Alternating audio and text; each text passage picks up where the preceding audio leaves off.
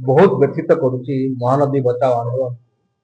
गोटे हूँ जे कलमा ब्यारेज जोटा कि छत्तीसगढ़ रे महानदी उपरे शेष ब्यारेज से ब्यारेज को आगु खरा दिने अणमौसुमी समय पूरा पूरी बंद कर रखा हो।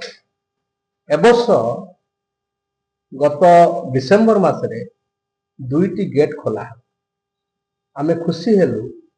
बोध हुए ये जो आपोस आलोचना चली एवं जो कमिटी गठन होती ताहरी प्रभाव फल दुईटी गेट कलमा ब्यारेज खोला किंतु पर देखा पाइलु आमे जो दुईटा गेट रे पानी आसुची से पानी को पूरे तले 8-10 किलोमीटर पर ताकू बाली बंध पकई अटकई दि जाए एवं से जो अटकी पानी ताकू व्यवहार करा होची इंडस्ट्री रो शोष मेटेगा।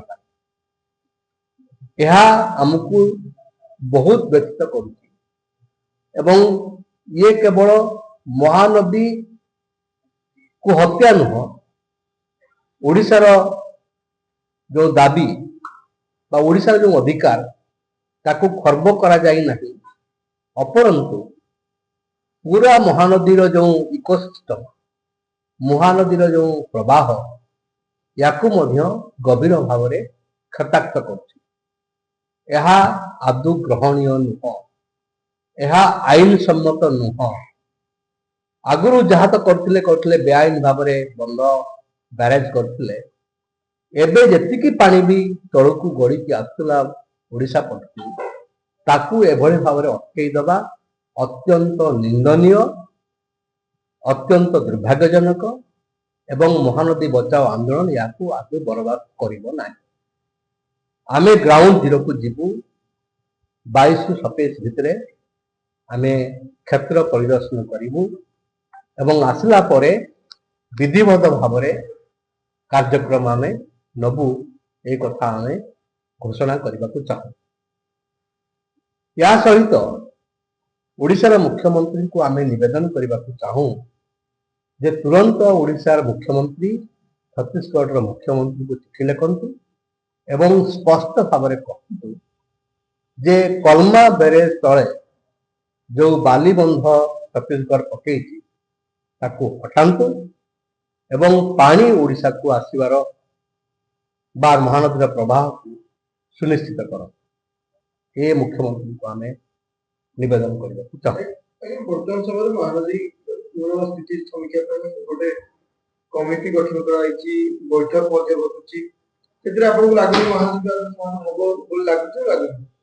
देखो महानदी जल विवाद समाधान एते सहज नुह। यह एक जटिल प्रक्रिया थे कमिटी करदे थे बैठक करदे समाधान हो भाविबा आदौ समीचीन नुह।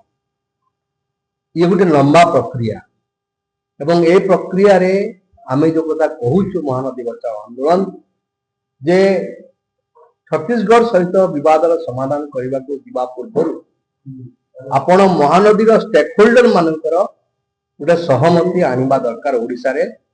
ओडिशा राजनैतिक दल सामाजिक संगठन विशेषज्ञ एमानकु नेकी गोटे परामर्श बा गोटे आलोचना करी गोटे सहमति आणतु एवं सहमति आणला परे ताहारी आधार रे आमे छत्तीसगढ़ सहित आलोचना को जीवा श्रेय हम एवं ताहा फलप्रद हम ये कथा आमे आगुरी कहिथिलु आज मध्य कहूँ जे तुरंत स्टेक होल्डर मानकर मीटिंग डाकंतु परामर्श नियंतु एवं गोटे सहमति आणतु। एक कथा यदि न हुए तेबे विवाद समाधान आशा बहुत क्षीण रही। एवं द्वितीय कथा आम कहवाक चाहूँ जे आपण जानिले आश्चर्य हेबे महानदी ट्रिब्यूनाल 7 वर्ष है चली पाखापाखि 40टी शुणाणी हो गला एवं ये 40टी हियरिंग भितरे आमे जो अंतरीण राय कथा आमे दाबी करूँ जे अणमौसुमी समय जतिकी पानी आमर आवश्यक अच्छी से पानी आमको मिलू ताहा मिलला नहीं। कोटी कोटी टंका खर्च होला ट्रिब्यूनाल एबे आमे गोटे रिपोर्ट देखिलु जो 5,05,00,000 ଟଙ୍କା ଖର୍ଚ୍ଚ ହେଇଛି ଟ୍ରିବ୍ୟୁନାଲର ଗୋଟିଏ ଗସ୍ତ କାର୍ଯ୍ୟକ୍ରମରେ। 2023 ମେ ମାସରେ ଟ୍ରିବ୍ୟୁନାଲ ଓଡ଼ିଶାକୁ ଆସିଥିଲେ। ଇଏ ପୁରୀ, କଟକ ସମେତ ଝାରସୁଗୁଡ଼ା, ସମ୍ବଲପୁର ଇତ୍ୟାଦି ସ୍ଥାନ ଗସ୍ତ କରିଥିଲା ଏବଂ ସେହି ସମୟରେ 5,05,00,000 ଟଙ୍କା ଖର୍ଚ୍ଚ ହେଇଛି ବୋଲି ଆମେ ଜାଣିବାକୁ ପାଉ, ଗଣମାଧ୍ୟମରେ ପ୍ରକାଶ ପାଇଛି। ୟାକୁ ଆମେ ଏବଂ ଓଡ଼ିଶାବାସୀ ଗ୍ରହଣ କରିପାରୁନାହାନ୍ତି।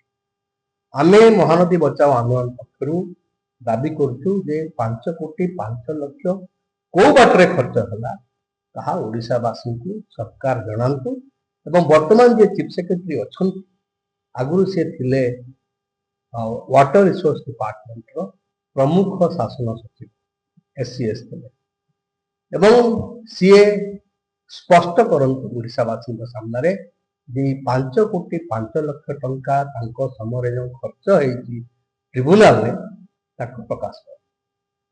ଏ ଆମେ କହିବାକୁ ଚାହୁଁ ଏବଂ ଶେଷ କଥା, ବର୍ତ୍ତମାନ ଜାନୁଆରୀ ମାସ ପ୍ରଥମ ସପ୍ତାହ, ଏବେଠୁ ଦେଖିଲୁଣି ଆମେ ମହାନଦୀ ଶୁଖିଲା। ହୀରାକୁଦ ପାଖରୁ ପାରାଦୀପ ପର୍ଯ୍ୟନ୍ତ ଠାଏ ଠାଏ ଦେଖିବେ ଆପଣ ପାଣି ଆଉ ନାହିଁ ମହାନଦୀରେ ଏବଂ ଏପ୍ରିଲ ମେ ବେଳକୁ ଅବସ୍ଥା ଆହୁରି ଭୟଙ୍କର ହେବ। ପିଇବା ପାଣି ହଉ, ଚାଷକୁ ପାଣି ହଉ ବା ଜୈବ ବିବିଧତାର ସୁରକ୍ଷା ପାଇଁ ପାଣିର ଆବଶ୍ୟକତା ହଉ, ଏ ସବୁ ଦୃଷ୍ଟିରୁ ସଂକଟପୂର୍ଣ୍ଣ ଅବସ୍ଥାକୁ ଆମେ ଯିବୁ। ସେହି ଦୃଷ୍ଟିରୁ ଆମକୁ ଯଦି ଆମେ ଏବେଠୁ ସଜାଗ ନ ହେବୁ ତେବେ ଅବସ୍ଥା ଭୟଙ୍କର।